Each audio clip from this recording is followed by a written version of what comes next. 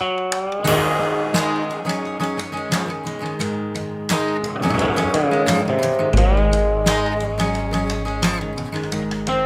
welcome back to the Mouse and Men, where we explore the grown-up side of Disney. You can find us on social media, Facebook, Instagram, Twitter, YouTube. Go to @the_Mouse_and_Men. Find us all over there. Also, go to themouseandmen.com. You can find links to all of our social media. You can also get our PDF of top 10 things for grown-ups to do in Walt Disney World. I'm Bradley. Across from me on Zoom is Chris. Chris, how are you? Good, man. You remember when we used to do these things in person? Way back before a pandemic was a thing? Oh, yeah. Yeah, we'd get together in a room behind a couple of microphones and talk at each other. You know, spittle probably going everywhere. But now we've got a couple miles in between us, both at home. Keeping our social distance, but still talking Disney. Yeah, we are. We do feel safer, I guess, from a social distancing standpoint. But I do miss being in the room with you, being able to chat, doing that. I also miss not being able to go down to the parks right now. Although they seem to be, at least in Florida, back swinging. There's capacity crowds all the time. So it looks like that, hopefully, with the vaccines getting approval, that maybe we're just a couple months away from kind of being able to return to life and plan a trip back down to Disney. Yeah, here in Tennessee, where we're located, just outside Nashville, things are bad. Hospitals are filling up, cases are going up. I believe deaths are going up as well. It's all very sad, but staying home, trying to stay away from anybody who may have been out and about. So doing our best, watching a lot of walkthrough videos, stroll through videos, ride throughs for these Disney attractions, getting ready for this series that we kicked off a couple weeks ago, interrupted it with all the things happening at the Walt Disney Company, mostly in relation to Disney Plus and their movies and TV shows. With their Investor Day. So did a special on that last week. But before that, we kicked it off with our top rides in each park. And now we're going to go through, starting with the Animal Kingdom today, and talk about our top 10 list of attractions to do in each park. Today, it's the Animal Kingdom, the last park to open at Walt Disney World Resort down in Florida. So, Chris, let's jump right in to the Animal Kingdom.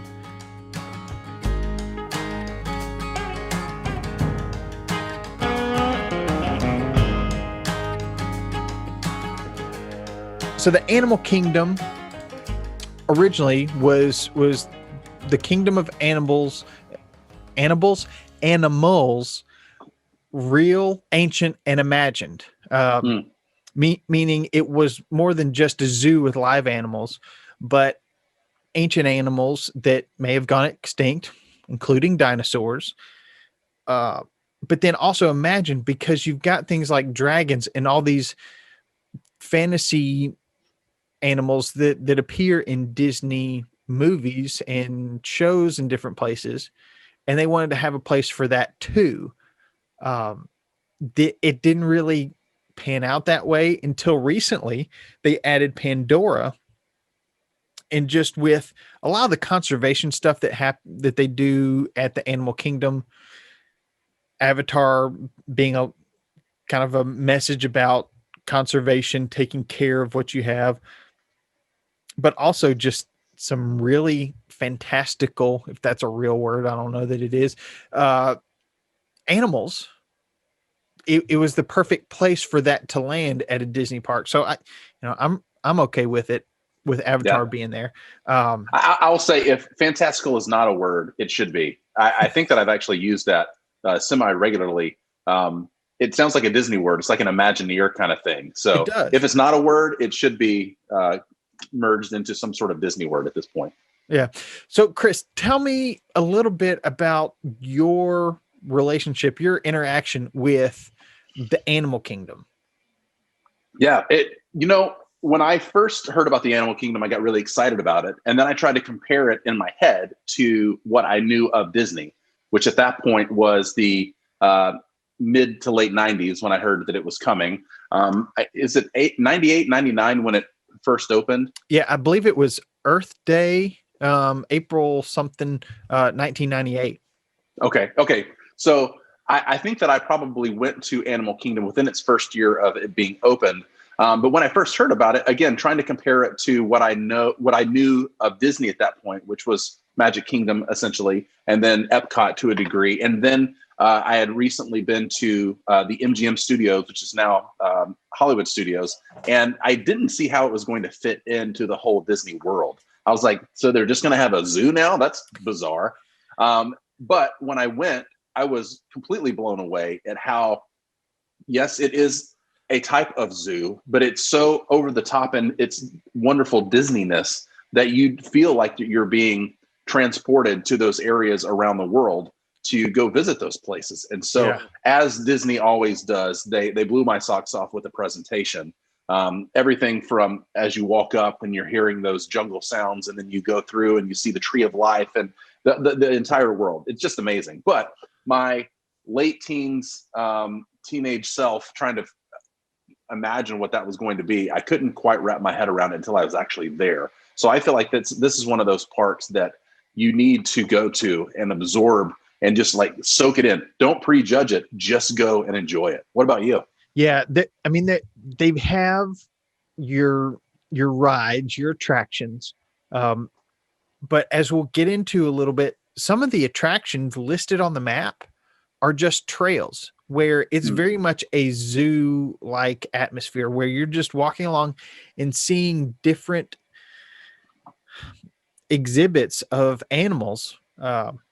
They're separated into different pens, but it doesn't look like it. And you can't really tell, except for, some of the birds that have huge, I guess, aviaries with nets or something. Oh, right. Yeah. But you see tigers roaming around and you're not really sure how they get in or out.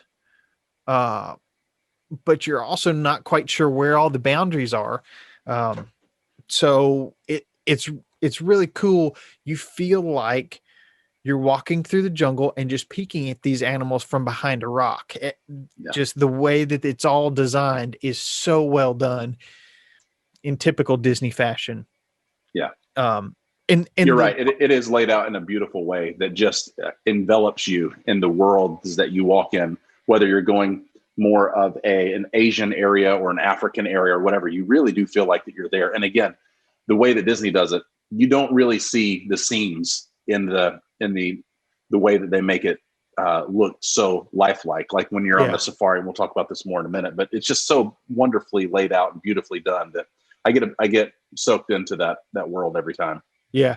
So just if you're kind of looking at a map, you walk in and there's different areas. Kind of right in front of you is Discovery Island, not the Discovery Island that used to be, that now people try to take canoes or swim to and then get arrested and kick off Disney property forever. I don't advise going to the old Discovery Island. The new Discovery Island inside of the Animal Kingdom, very cool. It's where the Tree of Life is. The biggest kind of attraction there is inside the Tree of Life, where it's tough to be a bug, but there's all these trails around it. There's Pandora, which doesn't have the real animals like the rest of the park does. There's Africa, which really looks at the animals native to Africa. Obviously, Asia does the same thing. You're looking at animals native to Asia. And then the ancient animals over in Dino Land, which I think is probably going to be having some renovations soon because they just closed one of their attractions. And so what's going to happen in place there? I don't know that there have been any announcements, but but something is probably going to come there. So that's just kind of a brief overview of the park. So let's get into our top attractions. And Chris, I'll let you go first. Talk to us about some of your favorite attractions in the Animal Kingdom. I think the first one that I wanted to talk about was that, every Disney park that you go into, there is an icon that they use to kind of portray what this is all about. Magic Kingdom, you have Cinderella's Castle. At Epcot, you have Spaceship Earth. And for me, my first thing that I wanted to mention is the Tree of Life in Animal Kingdom. I think it's so beautifully done, and it's so wonderful how I think it's over 400 different carvings of animals inside the tree. And so there's so much that when I first went there, I was an art major. I think that was probably 98, 99. So at that point, I was an art major. I switched majors like 7 times, I think, over the years. But I was so absorbed in the artistry that Disney Imagineers brought into each of the parks and each one of the rides and each one of the backstories of all the rides and all of the little things, the little tchotchkes up on the ceiling that means something, all the hidden Mickeys. I love that sort of thing. And that really is what sucked me into Disney, just being this thing that I could come back to over and over and find out new things about.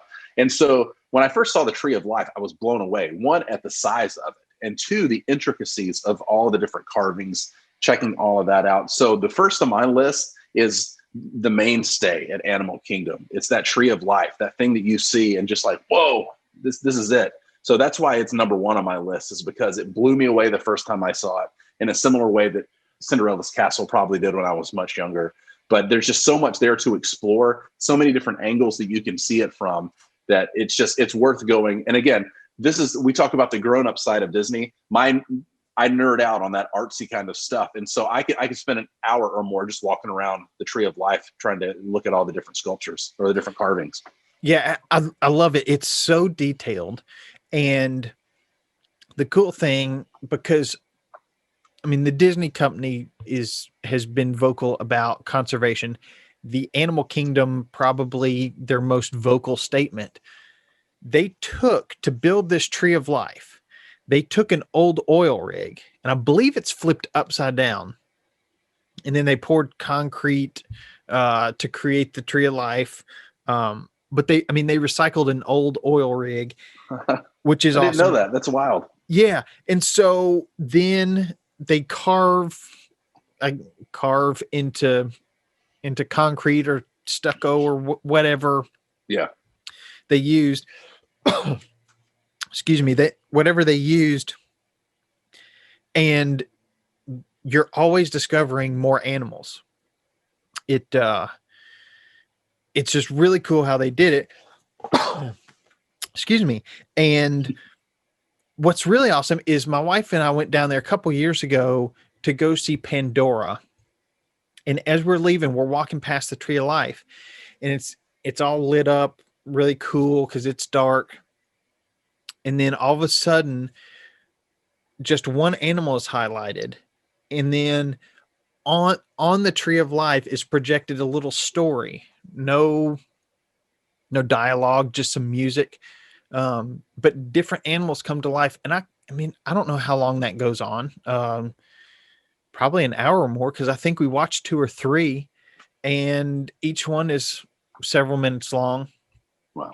But just really cool what they do with the icon of the Animal Kingdom, the Tree of Life.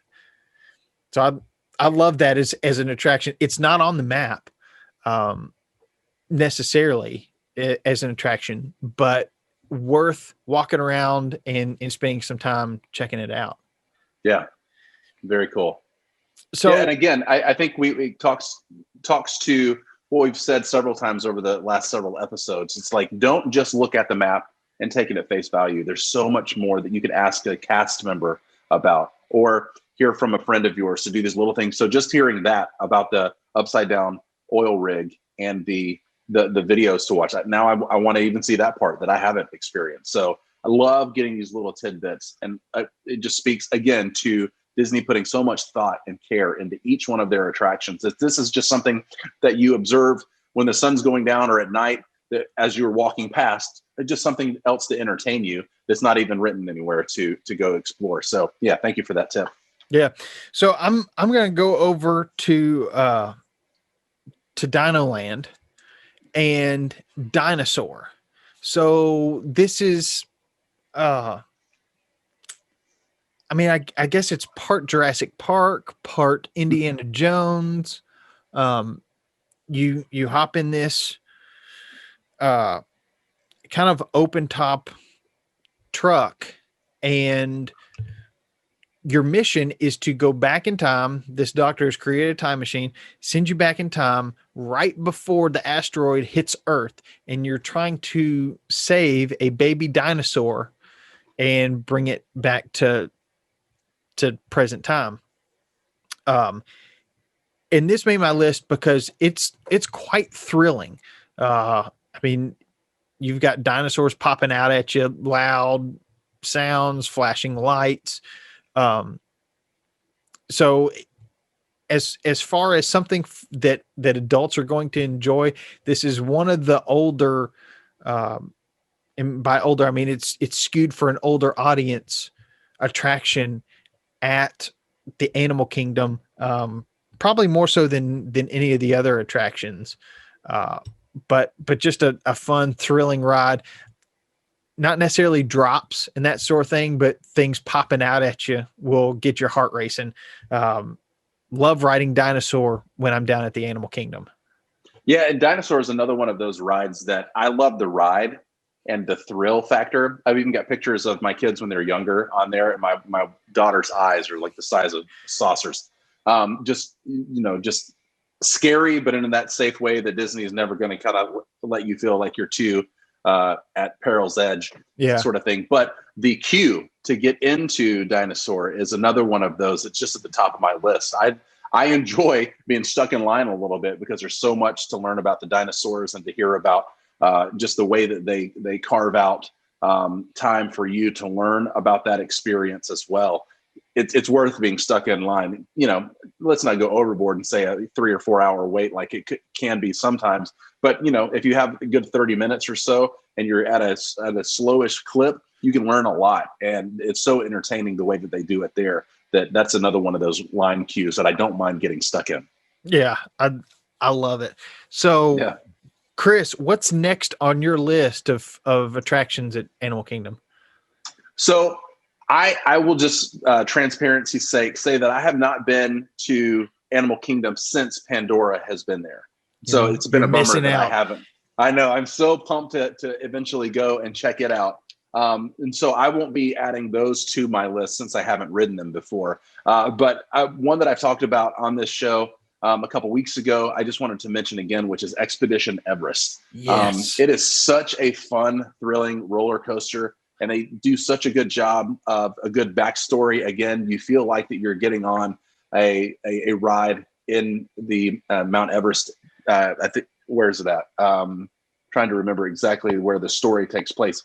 I guess it doesn't matter, but it is kind of like what you're saying with Dinosaur. It's almost like a Indiana Jones kind of feel, like you're going on this expedition, and that chaos happens along the way. But from everything, again, from the line queue to the story to just being absorbed in the world, and then the ride itself is just so fun, just so thrilling. I think it's a major enjoyable roller coaster in and of itself. I think in a roller coaster aficionado or enthusiast would put that up there. But the story that Disney always puts with all of their attractions just makes it second to none. So it's probably my favorite ride in all of Animal Kingdom. So I needed to make sure that I got it out there and talked about it because it's just amazing. I love it. It made my list too. It's over in the Asia section. And the funny thing is, if you get into conversations with some Disney nerds, they'll talk about the Yeti because I believe I rode this, I think in 98 is when we went down there, and the Yeti was working. It didn't work for long. But it would pop out at you. Well, at some point it broke. And it's like, well, why don't you fix it? Well, what I understand is it's a big fix. And I think stuff would actually have to come out. And this thing is, I mean, it is really built into the ride. So you're talking about dismantling a good portion of that ride. Probably just not worth the expense. So they try to make up for it with some strobe lights because I think he's kind of half popping out at you. Yeah. Still adds quite a bit of thrill. Probably makes it a little more enjoyable for the younger ones who are riding it because it's not popping out at you quite as close. But a great roller coaster as well. You go backwards, which is fun. So that made my list. So I'm going to move on, and I will talk about, since you brought it up, we'll go to Pandora. A couple years ago, my wife and I were in Florida for some other stuff, had a free afternoon, and we said, hey, we actually had some Disney gift cards saved up for our next trip. It's like, why don't we just use these and go see Pandora? And probably had 3, maybe 4 hours in the park. It was totally worth the full admission to go over to Pandora. So even just for the 3 or 4 hours that you had. Yeah, we did 2 things. We rode the Navi River Journey, which I think everybody needs to ride before Flight of Passage. But we stood in line, crazy long wait, about over an hour wait for that, go through, and it really gets you in the mood. And I'm not a huge Avatar movie fan. Sure, it looks great, but to me, it's Blue Pocahontas. So go through that, come out, and now it's starting to get dark in the park. And I mean, that's an attraction in and of itself, just Pandora at night. All this bioluminescent stuff going on. Just, it really comes alive. It looks cool during the day, but it looks even better at night. So then we go over to Flight of Passage, and I mean, Flight of Passage is just unreal. It's why I can't wait to get down to Galaxy's Edge, because you ride one of these, I mean, it's called a Banshee, but it's like a dragon kind of thing. They ride them in the movie. The way that they do it is so good. It is the number one attraction for me in the animal kingdom. Just all the technology. I mean, I geek out at all that stuff, but the way that they do it and make it feel so real is just awesome. That's very cool. Yeah, I can't wait, man. It's going to be one of those that, like you've said, almost take a special trip down to Disney just to go to Galaxy's Edge, the Star Wars experience there. I kind of feel that way about Pandora, the way that you've described it, and I've heard other people talk about it. I've even heard people get off that ride and shed a tear at just how amazing it was from a ride perspective. But again, being absorbed in the world of Pandora is just second to none. Yeah. And what's crazy is people do that, and nobody's a big Avatar fan like they are Star Wars fan. So that's why I can't wait to get down to Galaxy's Edge. Having not really gotten into the Star Wars thing, I can't wait to experience it, because I'd seen Avatar when it first came out, I think on DVD. I didn't see it in theaters, but I saw it and I was like, it's all right. So, that's mine. So Chris, what's next on your list? I will say, as I go to my next one, I did see Avatar in a theater at like IMAX. And so those Banshee rides were pretty epic. Especially, it's been 10 years now, or maybe even more, since the movie came out. And so it was at the height of the way that cinematography was pushing animation, making it look believable. And so I was pretty blown away. And so the sights and the sounds to see it in an IMAX studio like that was well worth it. So I did like the movie. I love the idea of the movie more than I like the movie itself. But the world of the movie, I totally see why it makes sense to put it in something like an Animal Kingdom. It does really connect to that. What did you say? Real, extinct, and imagined, or real, ancient, and imagined. Yeah. Very much in that imagined area, but wonderful nonetheless. Yeah. Moving on, my next one is kind of what you seemingly go to a place like Animal Kingdom, what my teenage brain thought it was when I first went down there, which is the Kilimanjaro safaris. Yes. The safari, just amazing to see, not ideas of what could be those animals, but the actual animals, and not in a Jurassic Park tour kind of way, to where in the first movie you're just driving around like, when are we going to see some dinosaurs? The way that Disney allows you to be so close to the animals without compromising safety it's amazing. Yeah. And so to take my young kids and us to do the safari and to see all those animals, and they do a really good job also of, when you're on the safari itself, you're in these vehicles and there are big plaques in the vehicles that show what all the different animals that you're going to possibly be seeing, what they are. And so you can look at it and go, oh, that's a gazelle, that's a giraffe, that's an elephant, that's an urdu, or whatever they are. Some of the lesser known, or at least I've seen the animals but didn't know what the names of them were. I could recognize them and really soak it in. So I feel like that I want to do it again now that my kids are getting a little older, because I spent so much of the safari time when they were younger taking pictures of their faces as they saw an elephant or as they saw a giraffe. So the experience actually doing the safaris it's amazing. And again, Disney brings it up to the nth degree that I can't wait to ride the safaris every time I'm at Animal Kingdom. Yeah, that one too was on my list, and I'll kind of add to it. And we talked about this a little bit. The trails, just walking around, the more stereotypical zoo experience really allows you, like the safari, where you're driving past, and sometimes your truck may have to stop because there's a rhino standing in the in the path, or a giraffe, or whatever. Somebody doesn't really want to move, but you are kept safe from lions and hippos and things that could really be dangerous. Not that rhinoceros is not dangerous, but yeah, you get so close, and the way that they design those things so that the barriers are hidden. So again, you do feel like you're right there. And that's what I love about some of these, especially the Gorilla Falls Exploration Trail and the Maharaja Jungle Trek.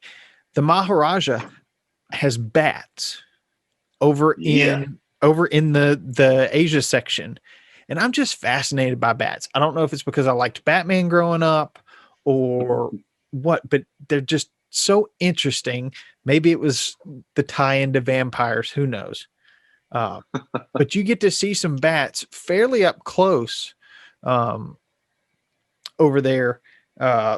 I don't suggest trying to break in and bite the head off of any of them, all Aussie style. I mean, I think that's how we got into this pandemic, is one of the things. Somebody bit a bat. I don't know. I'm not sure what to believe, but those treks are really cool. They are on the map, and they tell you what animals are there. But you get to be up close to gorillas, just on the other side of glass from gorillas, from hippos, from tigers. So I really encourage you to take your time through that too, especially if you have animal lovers in your family. It's a really cool thing to get to be up close to those animals. It's like a zoo, but just turned up to 11. Yeah. Agreed. So I even love walking into the parks itself. You don't feel like you're walking into a typical Disney park. You're surrounded by bamboo that's as tall as it can be, and these winding trails that some of them wrap around. And the more familiar you become with them, you know that you can't get lost inside Animal Kingdom, but you feel like you can. And so just that idea as well, you feel enveloped in the world. I keep coming back to that over and over, talking about Animal Kingdom, because I think as much as all the other parks I'm in love with, and I have certain things that I love about it, it's something about being enveloped in that environment when I'm in Animal Kingdom that I just love it. And it's a different feel. It's a different vibe. It gets me excited in a different way than going to other parks. But just getting soaked into it is, I can't say enough about it. So I interrupted something you were about to say. So sorry if you had your next on the list that you were going to throw down. Yeah, no, the trails are mine. So I believe we've gotten through 6 of our roughly top 10. So Chris, what else is on your top of the Animal Kingdom list? Top of the Animal Kingdom. My number 4 is the Kali River Rapids. Growing up, I went to Six Flags over Georgia a lot, being from Alabama. There was, I think it was called Thunder River, which is a similar kind of experience. But this, you get the Disney layover there. But just you're going to get wet. You're going to have fun. You're going to, Animal Kingdom, it seems like even more than the other parks, you feel like that you're in the middle of Central Florida in the sweltering summer heat oftentimes when we're there. And so to be able to get cooled off by that water is just something that you owe it to yourself to kind of have that kind of theme park experience of being drenched. But then also the ride itself is so much fun. Can't say enough about the Kali River Rapids. Yeah, I don't know what it is. It seems like as high as the humidity is in all of the Walt Disney World Resort, it feels higher in the Animal Kingdom. Maybe it's just all that vegetation. I don't know. Yeah. The Kali River Rapids was on my list as well. Good. Like you said, it's great. You'll get a little wet. It's great to kind of cool you off. And just loads of fun. So glad that's on your list. Something else that's on my list is, and I don't know that I've done this since it opened, is the conservation station, Rafiki's Planet Watch. Probably why I haven't done it is you go inside the park and then you go to the back of the park, hop on a train and go even further out. Yeah. But there are a couple things, and I'm going to split it up into 2. One, you get to go and see some of the vet offices out there where they take care of animals if they need some medical treatment. So going out there, and if you can catch some of that, that's really cool, especially if you've got someone in your family who's interested in veterinary medicine or something like that, or just really loves animals, like seeing people take care of them. You get some windows into some of that. So that's really cool out at the conservation station and Rafiki's Planet Watch way back in the back of the park. To add on to that, there's an animation experience there that's a lot of fun as well. I try to find as many places to learn about the Disney process, animation, the art of animation at different parks at Walt Disney World and California Adventure / Disneyland out on the West Coast.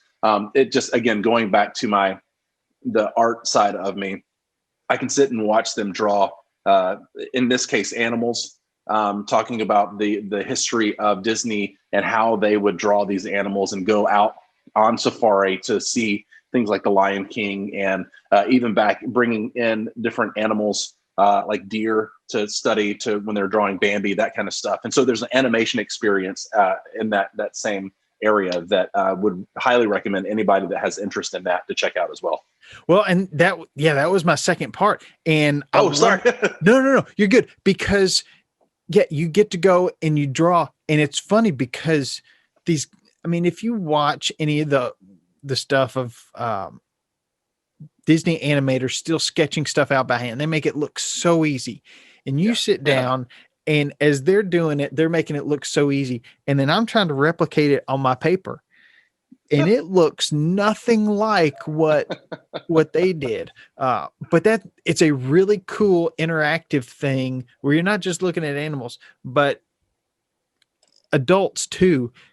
Try to draw. If you're not a good drawer, artist, don't worry. It's still fun. My wife and I have done, when it was at Hollywood Studios, we did it there. There still are a couple places where you can do it when things are fully operational. And this is one of those places, but it's really fun to challenge yourself to draw that. So that was going to be my fifth one, but that Nice. allows Okay. you to start and finish our list. So Chris, give us the last one on your list, and maybe we'll go through a couple honorable mentions.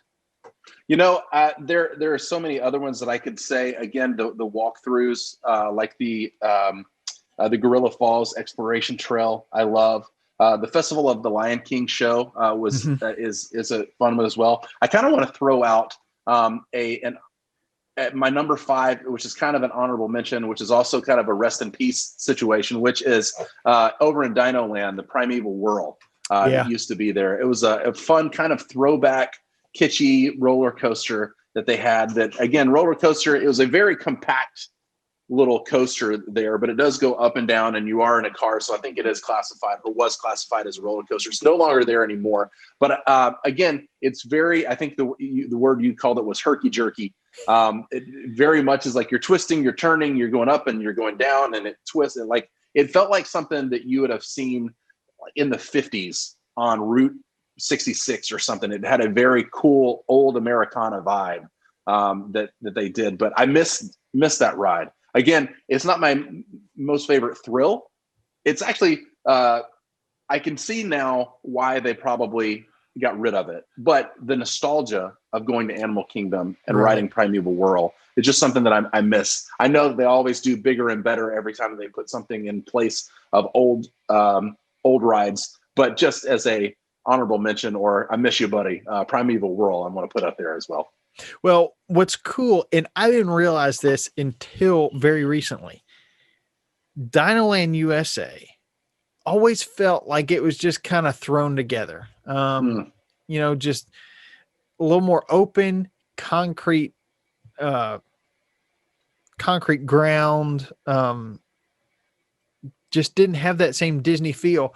But then I realized it did have that same Disney feel. It's meant to look like one of those traveling circus festival things that just sets up in a mall parking lot or fairgrounds parking lot. And then as you're walking around, because it's got, the little, you shoot the water gun and at the target and try to get it to fill up or whatever. Yeah. When a stuffed animal, it's got that kind of fair game, little booth set up, but then it's got these rides that look like, they go on the back of a truck and go around the country. And so now it's like, oh, okay, now I get it. Now that I understand the backstory. True. So that's a cool thing. Trying to think of any, I mean, I threw in some honorable mentions already. But the light show, I think that the Animal Kingdom is becoming more of a nighttime park, more of a nighttime park with stuff like that. I believe that the safaris run at night too, with special lights that where you can see the animals, but they don't think, oh, it's still daylight. I think it just kind of extends that twilight hour a little bit longer. Cool.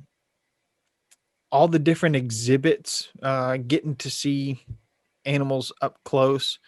Of course, there's all sorts of good places to eat, so you can get more authentic African, Asian foods over there. Also, there's a really good barbecue place that I remember going to. It's not authentically Asian or African like you're talking about, but there is a really good barbecue restaurant. It's authentically good. That's what it is. It's delicious. Yeah. So Chris, any other final thoughts about the Animal Kingdom? Again, I feel like that when I first went to Epcot, only thinking of the Magic Kingdom, I was ready to be disappointed. But over the years, I've learned to appreciate Epcot for what it is. It's a place to be entertained, but it's also a place to really learn. And I think in a very similar way, years later, I had a similar experience at Animal Kingdom. I didn't know what to expect, but I went there and it blew my expectations out of the water. And it's also a place where the conservation message that runs throughout Animal Kingdom. I learned so much at every stop of the way. So Animal Kingdom, Epcot, very much a learning vibe that you have when you go in there, but go in ready to just soak up the knowledge, to see the amazing animals that are all over the place, to see the trees, the bushes, the flowers, and everything that are native to different parts of the world that you don't get to experience all the time, and then get taken away into Dino Land or to Pandora, which I can't wait to do again. So I love Animal Kingdom for what it is, more so than what my teenage expectations thought it would be, which was basically a zoo. It is so much more than that, and so much learning that can be done. I love going to Animal Kingdom every time. Yeah, it's with Pandora, with the light show on the tree, with the safaris running later. Just an attraction in and of itself is watching the park change as the sun goes down. So that's kind of a bonus one I'll throw out there. And I want to get to our plussing this week because it ties really closely into the Animal Kingdom and conservation. Yes. Plus.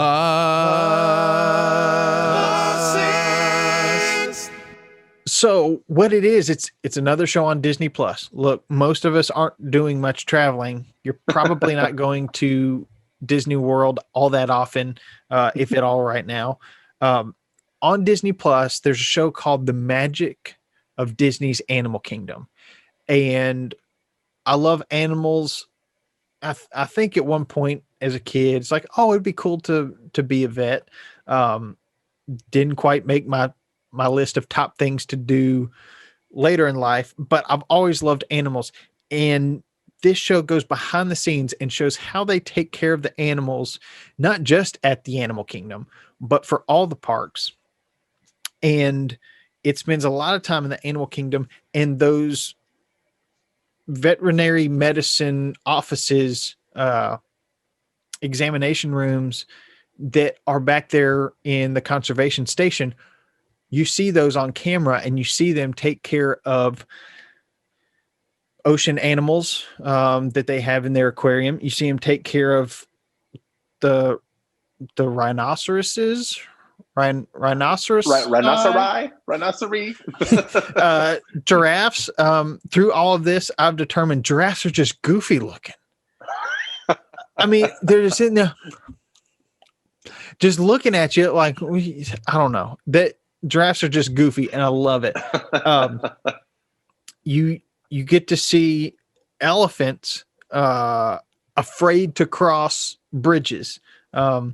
You see, I don't know, all sorts of chickens that need a little help. Anteaters that need to mate to keep the breed alive, whatever.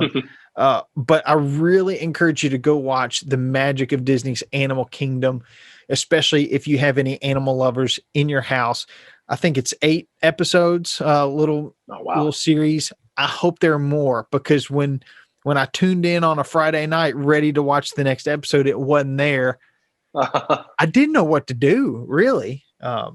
So go check that out over on Disney Plus.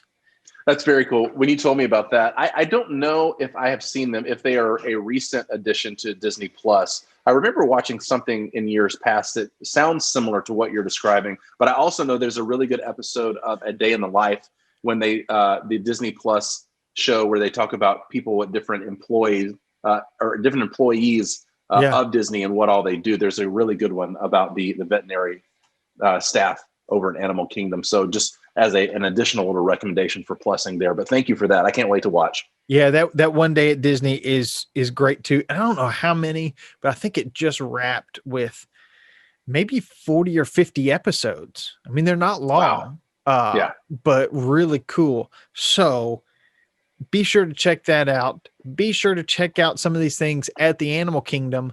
Spend a little more time on those walking trails. I know I never spend enough time there. Let us know what you think by finding us on social media at The Mouse and Men. Find us on YouTube where we broadcast the podcast. go to themouseandmen.com where you can get our top 10 things for grown-ups to do in Walt Disney World. Chris, the Animal Kingdom, a fantastic park. It used to be a half-day park to a lot of people. I don't think that's it's exactly that what anymore. I was about to say. Yeah, it is not that anymore. So it's fun. And I'm learning to treat all these parks differently. The Magic Kingdom is one thing, but then Epcot's different. Animal Kingdom's different. Hollywood Studios is different. So the only thing we can do is to keep exploring. And to keep exploring, you don't want to grow up too fast. Nah, but you got to keep exploring.